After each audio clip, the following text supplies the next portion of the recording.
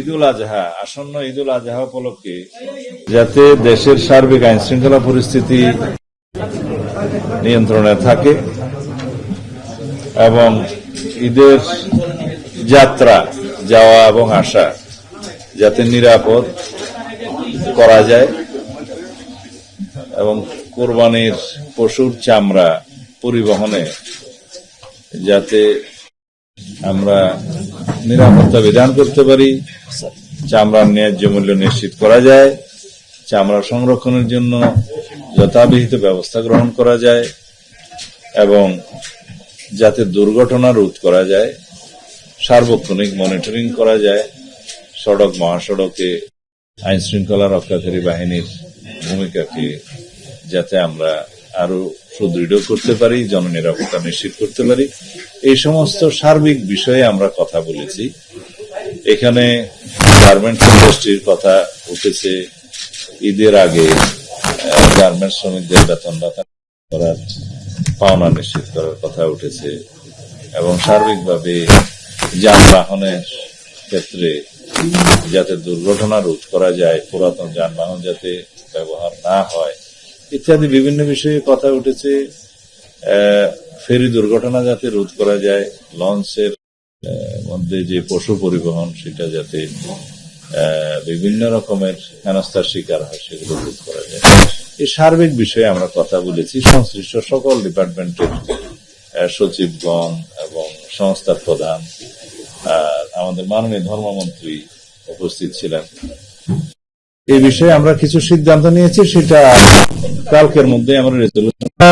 আগের 7 দিন এবং পরের 7 দিন আমাদের পুলিশ হেডকোয়ার্টারে একটা মনিটরিং সেল কার্যকর করা হয়েছে, সেটা কার্যকর থাকবে ঈদের আগের 7 দিন এবং ঈদের পরের 7 দিন। আমাদের সমস্ত ডিপার্টমেন্টগুলোর হটলাইন এই রেজলিউশন, পুলিশ ডিপার্টমেন্টের কোনটা, বিআইডব্লিউটিসির কোনটা, নৌপরিবহন মন্ত্রণালয়ের কোনটা এবং ফায়ার সার্ভিসের কোনটা এবং সংশ্লিষ্ট সকল ডিপার্টমেন্টের হটলাইন গুলো চালু থাকবে, সেগুলো রেজলিউশন আকারে যাচ্ছে, পত্রিকায় যাবে। যে বিষয়গুলো আমরা আলোচনা করেছি তা হচ্ছে ঈদুল আজহা উদযাপন উপলক্ষে ব্যবস্থা জোরদার করা। এখানে অনেক বিষয় আছে, যারা যারা বাস্তবায়নের দায়িত্ব সেই কর্তৃপক্ষ আমরা এখানে নির্দিষ্ট ব্যবস্থা বাস্তবায়ন কর্তৃপক্ষ নির্ধারণ করে দিয়েছি।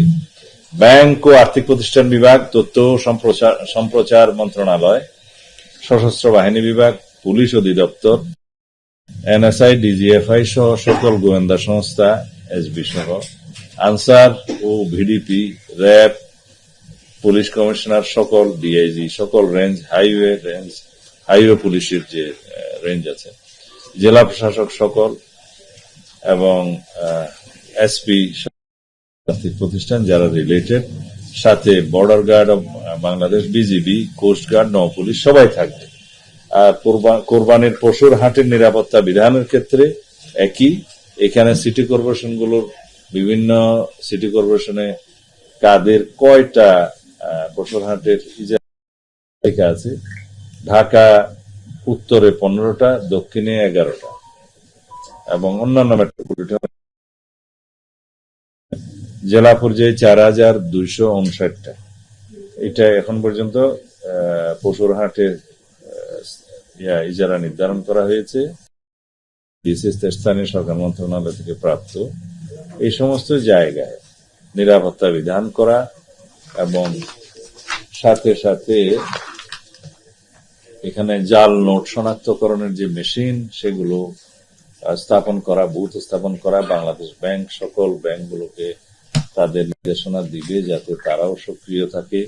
ইজারাদারদেরকে আমরা অনুরোধ করেছি তারা যেন নিজেরা জাল নোট শনাক্তকারী করণের যে মেশিন সেটা বাজারে অ্যাভেলেবল সেগুলো সংগ্রহ করে এবং সিটি কর্পোরেশন, জেলা প্রশাসন ক্ষেত্রে স্থানীয় কর্তৃপক্ষ সকলেই যেন পশুর হাটগুলোতে পর্যাপ্ত আলোক মানে লাইটিং এর ব্যবস্থা করে পর্যাপ্ত, আর ক্ষেত্রমতে সিসিটিভি ক্যামেরা যেন এনশিওর করে, সেই জন্য আমরা নির্দেশনা দিয়েছি।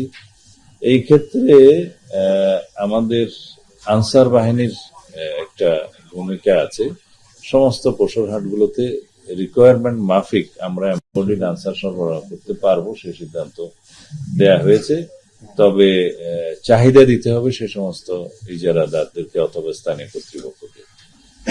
আর চাঁদাবাজি, কোরবানির পশুবাহী বিভিন্ন যানবাহন এবং নৌযানে চাঁদাবাজি ইতিপূর্বে হয়েছে বলে আমাদের মধ্যে যে আছে বিগত সময়গুলোতে, যাতে সেই চাঁদাবাজিগুলো বন্ধ করা যায় সেজন্য আমরা একটা হটলাইন নাম্বার এখানে দেয়া হয়েছে, নৌপরিবহন মন্ত্রণালয় মনে হয় এটা আপনারা হটলাইন নাম্বারগুলো পাবেন, কোন মন্ত্রণালয় কোন সংস্থা কোন নাম্বারে হটলাইন দিয়েছে, সেখানে আমরা ইনফরমেশন মাফিক আমরা দ্রুত ব্যবস্থা নেব। আইন শৃঙ্খলা রক্ষাকারী বাহিনী থাকবে, ফায়ার সার্ভিসেরও আমরা এখানে একটা হটলাইন দিয়েছি 102, ফায়ার সার্ভিসও তৎপর থাকবে। যে কোনো রকমের সড়ক মহাসড়কে শহর এলাকায় যানজট এবং দুর্ঘটনার হ্রাসের জন্য আমরা প্রয়োজনীয় ব্যবস্থা নেব।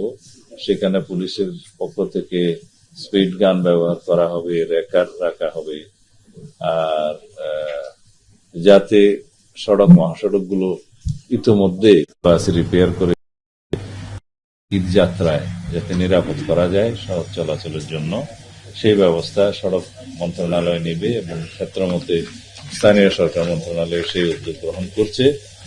আর বিআইডব্লিউটি এর ক্ষেত্রে যেহেতু তারা এই লঞ্চ তারপরে জলযান সমস্ত বিষয়ে তারা একটা ডিল করে, তাদের একটা হটলাইন এখানে দেয়া আছে 16113।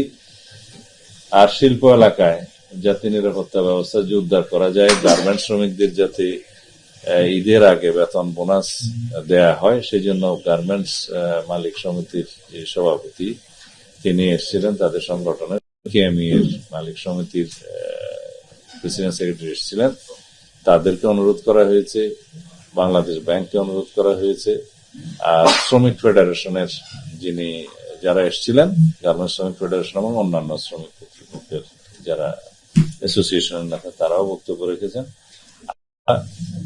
অনুরোধ করেছি সবাই, বিজিএমইএ, বিকেএমইএ, বাংলাদেশ ব্যাংক, সংশ্লিষ্ট ব্যাংক, শ্রমিক ফেডারেশন সবাই মিলে ঈদের আগে যাতে কোনো শ্রমিকের বেতন অনাদায়ী না থাকে, মানে আদায় করা হয় বেতন বোনাস, সেই ব্যবস্থা করতে। কিছু ইন্ডাস্ট্রিজ আছে, কিছু কিছু ইন্ডাস্ট্রি বন্ধ হয়েছে, ইতিমধ্যে সেই ক্ষেত্রে কি করা যায় তারা এটা সুসমন্বয় করে ব্যবস্থা করবে। আর কাঁচা চামড়ার মূল্য নির্ধারণের ক্ষেত্রে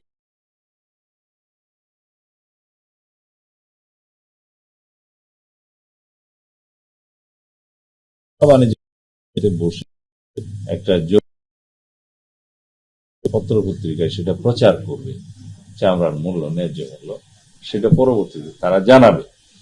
আর অন্যান্য যেগুলো সার্ভিস সেক্টর আছে, বিদ্যুৎ, পানি এবং অন্যান্য গ্যাস সেক্টর, তাদেরকে সার্ভিস যাতে থাকে সেই অনুরোধ করা। আর ঈদের মাধ্যমে সমস্ত মোড়ে প্রচারটা দেওয়ার জন্য এবং সমস্ত সিদ্ধান্ত, আরো অনেকগুলো বিষয় আছে। এই মুহূর্তে আমি সবগুলো রেজলিউশন আমার সামনে এখনো ফাইনাল করা হয়নি বলে বলতে পারি। আরো কিছু বিষয় আছে যেগুলো আপনারা কালকে রেজলিউশন প্রকাশ হলে হয়তো আপনারা হাতে পেয়ে যাবেন।